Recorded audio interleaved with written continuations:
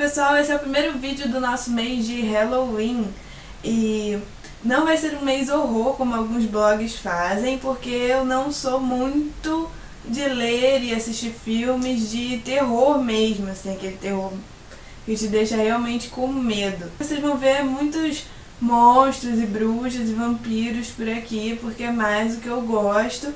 Mas vocês também vão acompanhar algumas leituras de Edgar Allan Poe, né, que é mais macabro, né, fala mais de morte. E vocês vão ver o Edgar Allan Poe aqui também. Então vai ser um misto de Edgar Allan Poe com essa parte de Halloween mais relacionada aos monstros, vampiros, bruxas e coisas desse gênero, mais fantasia. Eu tô lendo esse livro aqui, Edgar Allan Poe, Histórias Extraordinárias, que eu já tinha começado a ler, eu ganhei de um amigo no Amigo Oculto já tem um tempo. E eu já tinha lido alguns primeiros contos e hoje eu vou falar de alguns, talvez eu volte em outro vídeo para falar de outros, para falar do poema O Corvo também, né, que é considerada grande obra do Edgar Allan Poe. Mas antes de entrar nos contos, eu queria falar um pouco do autor, né. Ele teve uma vida considerada muito triste e muito pobre até, e muitos não acreditavam muito na obra do Poe. O Edgar Allan Poe ele nasceu em 1809 em Boston. A mãe dele teve filha dele muito jovem, e eu já vi que o pai, alguns lugares ali que o pai abandonou e outros lugares ali que o pai morreu, mas enfim, ele acabou perdendo os pais muito cedo.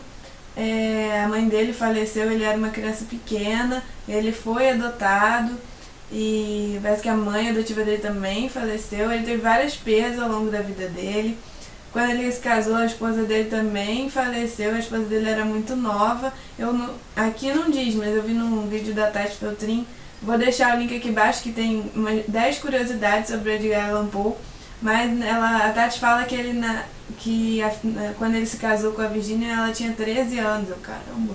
Enfim, e ela também morreu, então a morte esteve muito presente na vida do Edgar e permeia toda a sua obra, assim. Ele vai falar de morte, do macabro, da perda e desse sofrimento e da loucura também. Você vai ver vários personagens loucos contando suas histórias nesses contos aqui do Poe e na sua obra. Então o Poe intercalou assim, momentos muito pobres e momentos assim, de algum sucesso. E em 1840 ele ganhou um prêmio com o Contos Grotescos do Arabesco. Em 1843 o Escaravelho de Ouro foi grande êxito assim, na carreira dele, foi o Escaravelho de Ouro em 1843. Em 1845 o Corvo e outros poemas também fez bastante sucesso, né? O Corvo é considerado a grande obra do Edgar Allan Poe. E a esposa dele morreu em 1847. E ele ficou totalmente perdido de vez. Ele bebia muito, usava ópio. Em 1849 ele morreu e há várias histórias para a morte do Edgar Allan Poe. Uma delas, que está aqui nesse livro, é que ele foi encontrado meio delirando e meio inconsciente, hora inconsciente, hora delirando, e foi levado para o hospital, mas faleceu. Há várias histórias. Tem até um filme de 2012 chamado Corvo, que conta uma história ficcional, né, do Edgar Allan Poe se envolvendo na busca por um assassino que estaria usando os contos dele como base para cometer vários crimes, e ele vai ajudar nessa caçada a esse assassino, tentando desvendar esse mistério, e no final ele vai morrer, né, e vai ter uma explicação para essa morte no filme. Mas é um filme ficcional, tá? Mas eu gostei bastante de assistir, quem quiser fica a dica do Corvo. Um dos contos que eu gostei logo no começo desse livro se chama O Gato, e vai contar a história de um homem que a princípio ele era muito bonzinho, era considerado até meio idiota assim pelas pessoas por tão bom que ele era, e ele vai se casar e vai ter vários animais na casa dele, tratando super bem a esposa e esses animais, até que um dia ele muda completamente. A mudança talvez seja ligada à bebida, né? Ele fala disso numa parte do conto. E um dia um desses animais, o Plutão, um gato preto, ele vai começar a maltratar esse gato, que a princípio gostava muito bem, se dava bem com ele, mas ele vai mudar o jeito dele de ser, né, tanto com a esposa quanto com o gato. Ele vai começar a maltratar esse gato, até chegar a matar esse gato. E depois vai aparecer um outro gato e uma situação de desprezo e de perversidade vai embalar essa história, que eu não vou contar o final, mas várias coisas muito sinistras vão acontecer nessa história. E eu acho que o grande foco é essa perversidade dele com o animal, né? E o que isso vai mexer com a cabeça dele, com os nervos dele, né? É impressionante como o autor consegue em poucas páginas montar uma história tão redondinha. E olha que ele é bem descritivo, com cenários e detalhes, e a história parece que rende mais páginas do que quando você vai ver, e o conto é bem curtinho, né? Um conto que eu vou ler para vocês desse livro hoje se chama A Máscara da Morte Rubra. É um conto favorito da minha amiga Camille e ela fez aniversário tem pouco tempo, então vou mandar um beijo pra ela aqui no vídeo e vou ler esse conto meio que em homenagem, mesmo sendo um tema tão bizarro e estranho, mas acho que vocês vão gostar do conto e ele é realmente bem impressionante. Por muito tempo, a morte rubra devastara o país. Jamais pestilência alguma fora tão mortífera ou tão terrível. O sangue era seu avatar e seu sinal, a vermelhidão e o horror do sangue. Surgia com dores agudas, súbitas vertigens. Depois vinha profusa sangueira pelos poros e a decomposição. As manchas vermelhas no corpo, em particular no rosto da vítima, estigmatizavam-na, isolando-a da compaixão e da solidariedade de seus semelhantes. A irrupção, o progresso e o desenlace da moléstia eram coisas de apenas meia hora. Mas o príncipe Próspero sabia-se feliz, intrépido e sagaz.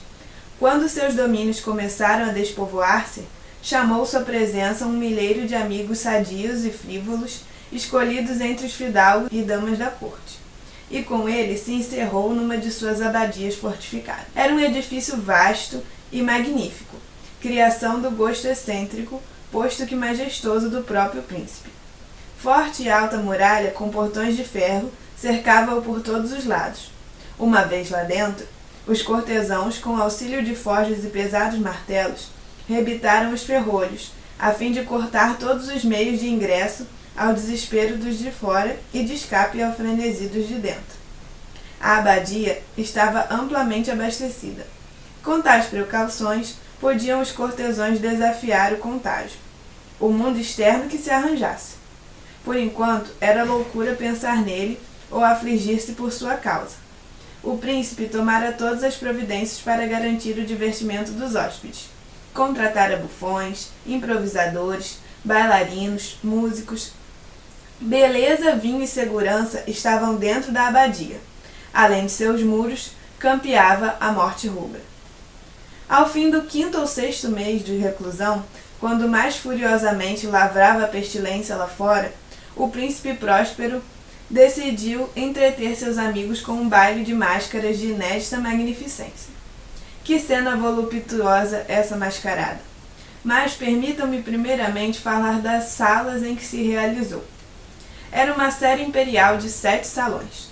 Na maioria dos palácios, tais séries formam longas perspectivas em linha reta, as portas abrindo-se de par em par, possibilitando a visão de todo o conjunto. Aqui o caso era diverso, como se devia esperar do gosto bizarro do duque. Os apartamentos estavam dispostos de forma tão irregular que a vista abarcava pouco mais de um por vez. A cada 20 ou 30 metros havia um cotovelo brusco, proporcionando novas perspectivas. À direita e à esquerda, no meio de cada parede, uma alta e estreita janela gótica. Abria-se para o corredor fechado que acompanhava as sinuosidades do conjunto. Essas janelas estavam providas de vitrais, cuja cor variava de acordo com o tom predominante da decoração da sala para a qual davam. A sala da extremidade oriental, por exemplo, fora decorada em azul e intensamente azuis eram suas janelas. A segunda sala tinha ornamento e tapeçarias purpúreas. Purpúreas eram as vidraças. A terceira fora pintada de verde, sendo também verde as armações das janelas. A quarta havia sido decorada e iluminada de alaranjado. A quinta de branco, a sexta de violeta. O 7º aposento estava completamente revestido de veludo preto, que pendendo do teto e ao longo das paredes caía em dobras pesadas sobre um tapete de mesmo estofo e cor. Nesse aposento, entretanto, a cor das janelas não correspondia das decorações. Suas vidraças eram vermelhas, de uma escura tonalidade sanguínea. Cumpre notar que em nenhum dos aposentos havia lâmpada ou candelabro pendendo do teto ricamente ornamentado a ouro. Luz alguma emanava de lâmpada ou candelabro em qualquer das salas. Contudo, nos corredores que as acompanhavam em frente de cada janela, havia um pesado tripode a sustentar um braseiro, cuja luz, filtrando-se através dos vitrais, iluminava o aposento, ocasionando uma infinidade de vistosas e fantásticas aparências. Na sala negra, porém, o clarão, infletindo sobre as negras cortinas através dos vitrais sanguíneos, produzia um efeito extremamente lívido e dava aparência tão estranha à fisionomia do que ali entrassem que poucos tinham coragem de atravessar-lhe o umbral. Era nesse mesmo aposento que havia encostado à parede oeste um gigantesco relógio de ébano. Seu pêndulo ia e vinha num tic-tac lento, pesado, monótono. Quando o ponteiro dos minutos completava a volta do mostrador e a hora estava para soar, saía dos bronzes pulmões do relógio um som limpo, alto, agudo, extremamente musical, mas de ênfase e timbre tão peculiares que a cada intervalo de hora os músicos da orquestra viam-se constrangidos a interromper momentaneamente a execução para ouvi-lo. Nesses momentos era forçoso que os dançarinos parassem de dançar e um breve desconcerto se apoderava da alegre companhia. Enquanto vibrava o carrilhão do relógio, os mais afoitos empalideciam e os mais idosos e sensatos passavam a mão pela fronte como em sonho ou meditação confusa. Tão logo se esvaíam os ecos, um riso ligeiro percorria a assembleia.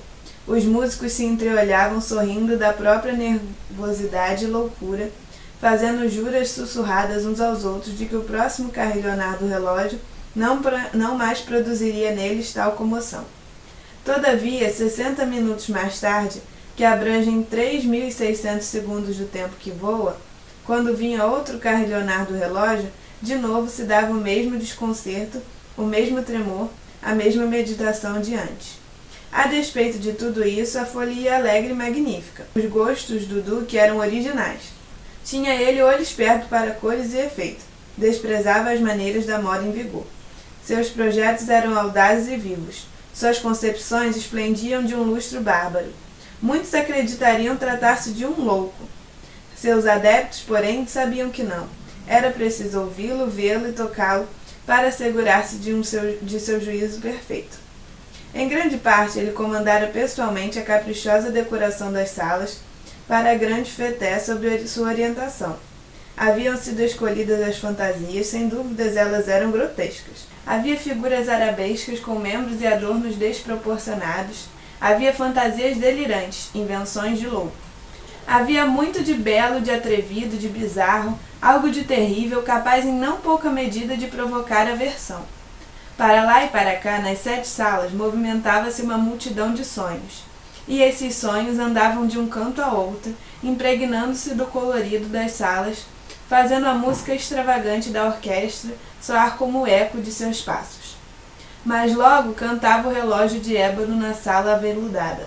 Por um momento tudo se fazia imobilidade e silêncio, perturbado apenas por aquela voz. Os sonhos paravam retesados. Porém, quando os ecos do carrilhão se esvaíam, tinham durado apenas um instante, um frouxo de riso os acompanhava. E mais uma vez a música era reiniciada. Os sonhos tornavam a viver e a circular mais alegremente que nunca, banhados pelas cores que a luz dos tripodes atravessando os vitrais projetava sobre eles. Entretanto, a última das 7 salas, ninguém se aventurava. Porque, avançando a noite, a luz filtrada pelas rubras vidraças fazia-se mais sanguínea, e a negrura dos planejamentos causava medo. Aqueles cujos pés pisassem o tapete veludoso ouviriam o som abafado do relógio e o ouviriam mais solenemente enfático que os convivas dos demais salões. Esses outros salões estavam cheios de gente. Neles pulsava febril o coração da vida. E a folia continuou rodopiante até que o relógio começou a bater meia-noite. A música parou, como já descrevi. Acalmou-se o rodopio dos dançarinos e, como antes, uma constrangida imobilidade tomou conta de todas as coisas. 12 foram as badaladas. Por isso, os que meditavam entre os foliões tiveram tempo de meditar mais longa e profundamente. E antes que esvanecesse o eco da última badalada, muitos dos convivas puderam perceber a presença de um novo mascarado, que até então não atraía as atenções. Entre murmúrios propagou-se a notícia da nova presença. Elevou-se da companhia um zum-zum-zum, um rumor de desaprovação e surpresa, a princípio de terror, de horror e de náusea depois. Numa assembleia de fantasmas como a que descrevi, era de supor que tal agitação não seria causada por aparição vulgar. Na realidade, a licença carnavalesca da noite fora praticamente ilimitada, mas o novo mascarado excedia em extravagância ao próprio Herodes. Ultrapassava, inclusive, os indecisos limites de decoro impostos pelo príncipe. Há fibras no coração dos mais levianos que não podem ser tocadas impunemente. Mesmo para os pervertidos, para quem vida e morte são brinquedos igualmente frívolos, há assuntos sobre os quais não se admitem brincadeiras. Todos os presentes pareciam se dar conta de que nos trajes e nas atitudes do estranho nada havia de espirituoso ou de conveniente. Alto e lívido, vestia uma mortalha que o cobria da cabeça aos pés. A máscara que lhe escondia as feições imitava com tanta perfeição a rigidez facial de um cadáver que nem mesmo a um exame atento se perceberia o engano. E, no entanto, tudo isso seria, se não aprovado, ao menos tolerado, pelos presentes, não fora a audácia do mascarado em disfarçar-se de morte rubra. Suas vestes estavam salpicadas de sangue. Sua ampla fronte, assim como toda a face, fora borrifada com horrendas manchas escarlates. Quando os olhos do príncipe Próspero caíram sobre aquela figura espectral, que, para melhor representar seu papel, caminhava entre os dançarinos com passos lentos e solenes, viram-no ser tomado de convulsões e arrepios de terror ou asco no primeiro instante. Logo depois, porém, seu rosto congestionou-se de raiva. — Quem se atreve? Perguntou roucamente aos cortesões que o cercavam. — Quem se atreve a insultar-nos com essa brincadeira blasfema? Agarrem-no, desmascarem-no. Assim saberemos quem deverá ser enforcado ao amanhecer. Essas palavras vieram da sala azul, onde se achava o príncipe quando as pronunciou. Ecoavam pelas 7 salas alta e claramente, porque o príncipe era homem destemido e forte, e a música havia cessado um gesto seu. Vieram da sala azul onde estava o príncipe, rodeado de cortesãos empalidecidos. No primeiro momento que se seguiu a fala do príncipe, houve um ligeiro movimento de avanço do grupo em direção ao intruso. Este se achava perto e, com passos deliberados e firmes, aproximou-se do anfitrião. Mas, devido ao indefinível terror produzido pelo mascarado no ânimo de todos, ninguém se atreveu a agarrá-lo. Sem empecilho, ele se afastou, passando a 1 metro do lugar onde estava o príncipe. À sua passagem, toda a vasta assembleia, como que movida pelo mesmo impulso, afastou-se do centro das salas para as paredes, e o mascarado pôde seguir seu caminho com desembaraço e com os mesmos passos solenes e medidos com que passara da sala azul à vermelha, da vermelha à verde, da verde à alaranjada, desta para a branca e para a violeta, sem que nenhum dos circunstantes tivesse esboçado um gesto para detê-lo. Foi quando, louco de raiva e vergonha da própria e momentânea covardia, o príncipe Próspero cruzou apressadamente as 6 salas, sem ninguém segui-lo. O terror se apoderara de todos. Brandindo o punhal, avançava impetuosa e rapidamente.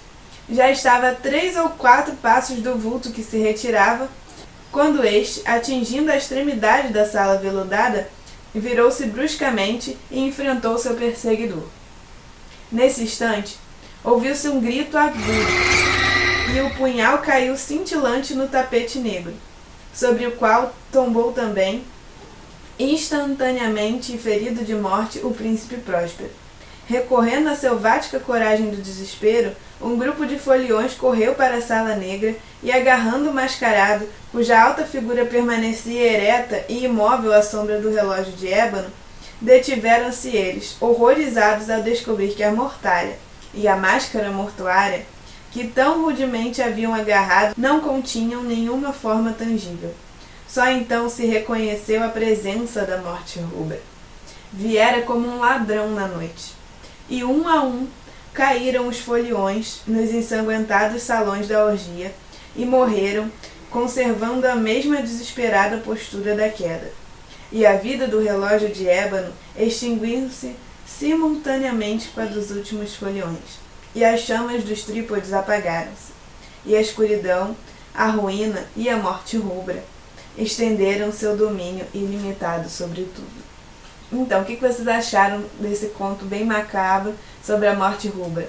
Eu acho ele fantástico, acho que ele te prende ali, você suga aquelas palavras desesperado para saber o que vai acontecer, e eis que morre todo mundo, como acontece aqui.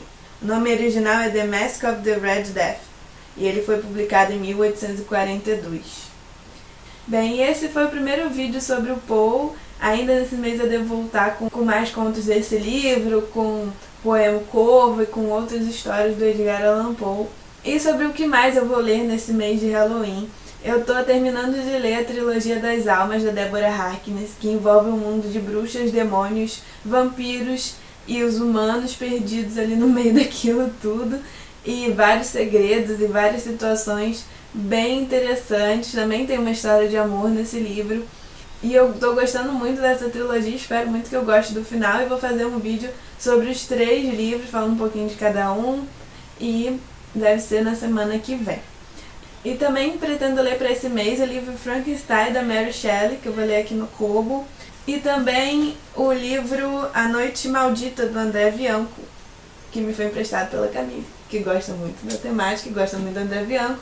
Eu li no ano passado o Bento, a Bruxa Teresa e o Cantarzo, que é uma trilogia que vai contar a história de vampiros e humanos, e os Bentos, que são os grandes defensores dos humanos. E esse livro aqui, A Noite Maldita, ele vai contar como que começou tudo isso. E espero que vocês tenham gostado do vídeo. Eu vou voltar com mais do Edgar Allan Poe, conforme eu for conhecendo essa obra do autor. Não deixem de deixar um comentário o que vocês acham do Edgar Allan Poe e dos contos, e o que vocês acharam do vídeo, tá? Esse feedback é importante. E é isso, pessoal. Até a próxima!